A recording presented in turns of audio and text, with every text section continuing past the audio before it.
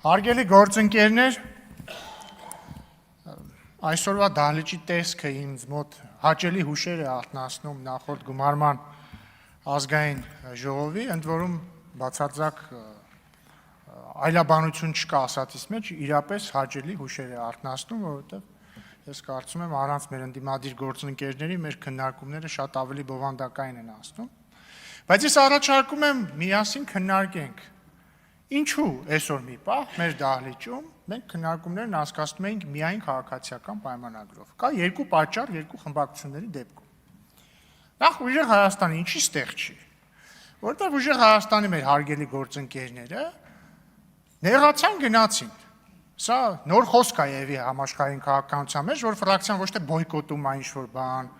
ոչ թե չգիտեմ ինչ-որ բան անում, նեղանում գնում են։ Քաղաքական նեղացկոտության հետ մենք գործ ունենք։ Բայց եկեք հասկանանք լավ ինչից նեղացան այս մարդիկ, որովհետև մենք Կտրիչ Ներսիսյանին անվանում ենք Կտրիչ Ներսիսյան։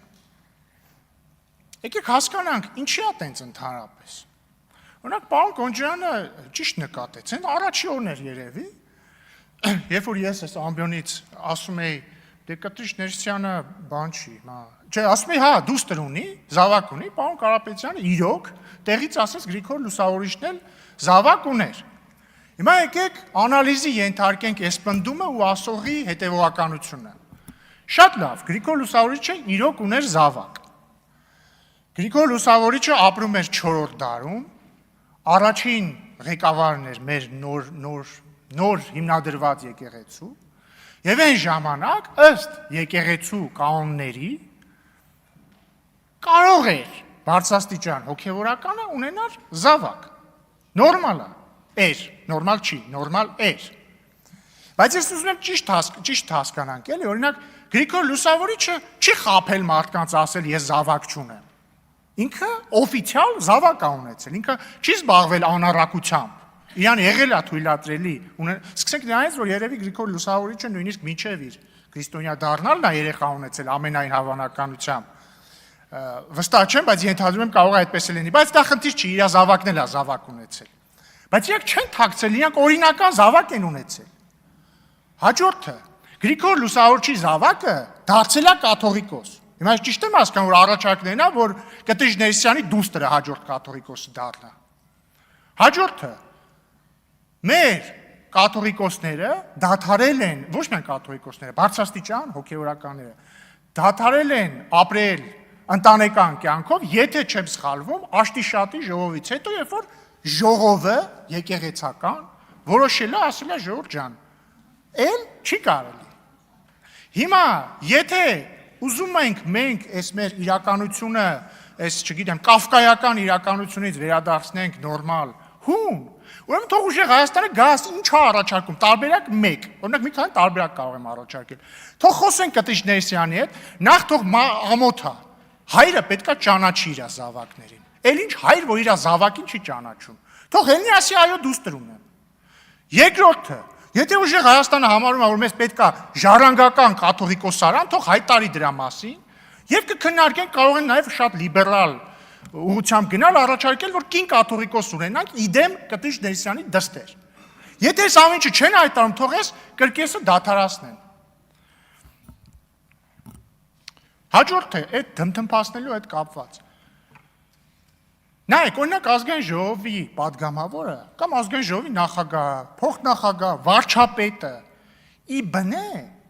իրանք կոնսենսուսային կերպարներ պարտավոր չեն լինել։ Իրանք պետք է լինեն կերպարներ, որոնց վստահել է մեծամասնությունը կամ կոալիցիոն մեծամասնությունը։ Ոչ ոք չի ակնկալում, որ Անդրանիկ Քոչարյանին պետք է բոլորը սիրեն։ Մի մասը պիտի սիրի, մի մասը չպիտի սիրի, այդ հարաբերակցությունն էլ պարոն Քոչարյանից եւ մեզնից է կախված։ Բայց մի գահ, որը կոչվում է ամենայն հայոց կաթողիկոսի գահ, մի պաշտոն, որը կոչվում է ամենայն հայոց հայրապետ, մի քանի բան նշանակում, որ այս մարդը պետք է լինի ամենայն հայոց, բոլոր հայերինը, ոչ թե Քոչարյանինը, Սամվել Կարապետյանինը, Սերժ Սարգսյանինը եւ իր KGB-ի ագենտ եղբորինը։ Եվ ինքնին այն փաստի բերման, որ 700,000 քաղաքացուց ավել քվեարկել է մի քաղաքական ուժի, որ ասում է մենք այս մարդուն պետքա հեռացնենք, կամ ինքնին են փաստը, երբ որ այդ մարդու անունը անդադ հնչում է,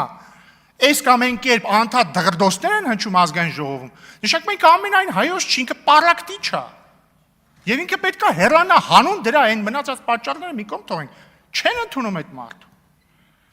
Ու մի տարօրինակ իրավիճակ է ստեղծում, այսինքն մեր եկեղեցու ղեկավարը մի մարդ, ում անունը չի կարելի տալ։ Հասկանում եք, այն բան կար, չէ՞, գեղարվեստական գրականության մեջ, ասենք, Հարի Փոթերի մեջ, նա ում անունը չի կարելի տալ։ Բան Լորդ Վոլենդեմորտն է դարել այդ մարդը, Դարթ Վեյդերն է դարել այդ մարդը, դա նորմալ չի։ Մեր ուժեղ Հայաստանի գործընկերները ասում են, դուք վիրավորում եք մեր կրոնական զգացումները։ Կտիշ Ներսյանն է վիրավորում բոլորի կրոնական զգացումները, որովհետև ասում եմ, ոնց կարա մարդ, որը ունի զավակ եւ չի ասում, սա իմ զավակն է, համարվի պարկեշտ մարդ, հələ հոգեորական թողենք մի կողմ։ Լավ հայրը, չպետք է ասի սա իմ զավակն է։ Ինքը ոչ միայն լավ հոգեորական չի, ինքը լավ մարդ չի, եւ դա մեծ խնդրեմ է։ Ընդհանրապես խնդրեմ է, որ ես ավելի բարոյական մարդ եմ, քան Կտիշ Ներսյանը։ Չեք կարծում։ Ինչևէ, հարգելի գործընկերներ, վերադառնալով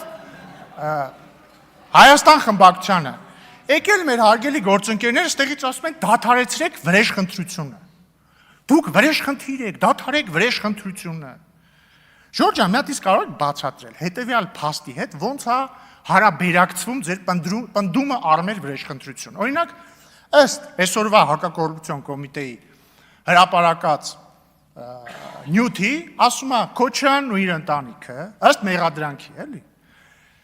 արել են մի հատ տարածք Կասկադի կողքը։